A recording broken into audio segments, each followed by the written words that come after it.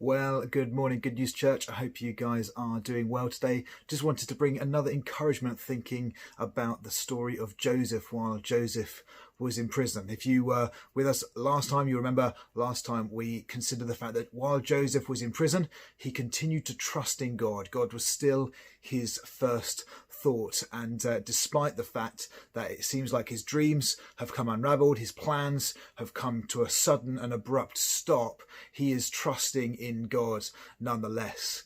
This morning, I want us to continue considering verse 8 of the chapter of Joseph in prison. And I want us to notice this, that during Joseph's time in prison, during Joseph's isolation, Joseph continues to expect to be used by God.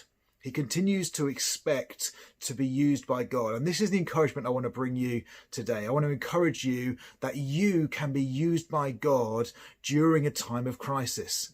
That during coronavirus, during this lockdown period, you can still be used by God. Sometimes when crisis comes, we can either consciously or subconsciously think that God isn't interested in using us anymore. Whether that be consciously, well, God's not really interested in me. I'm in this difficult situation. Surely God can't use me. Or whether it's subconsciously, whether our attention and our focus just drifts from continuing to focus and trust in God, knowing that he can use us, looking for those opportunities, to focusing more on the situation at hand. If I'm honest, that's my tendency and something that I've had to battle. But not Joseph. Joseph knows that he can continue to be used by God. I don't know if you noticed in verse 8 of our chapter, Joseph is speaking to the cupbearer and the baker, and they say, hey, we've had dreams, but there's no one to interpret them. And Joseph, as we saw last time, said, don't interpretations belong to God? He immediately looks to God, but then he says, tell me your dreams. What's he saying there? God can interpret dreams. Tell me your dreams.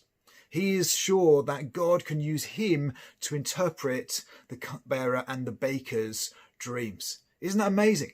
I think if I was Joseph, I might have been doubting my dream interpretation accuracy, given the track record so far. I dreamed that people were going to bow down to me, and right now I've been thrown in prison. But not Joseph.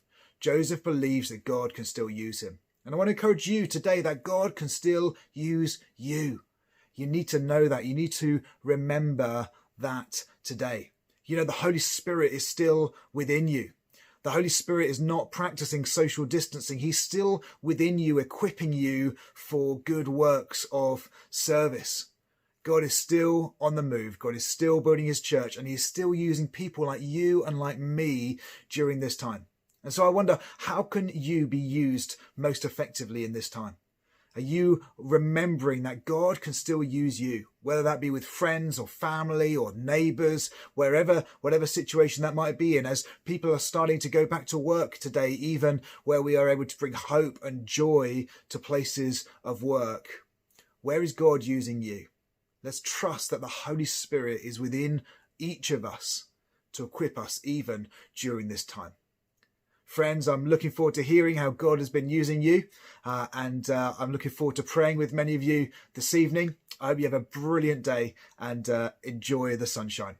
Cheers, guys. Bye-bye.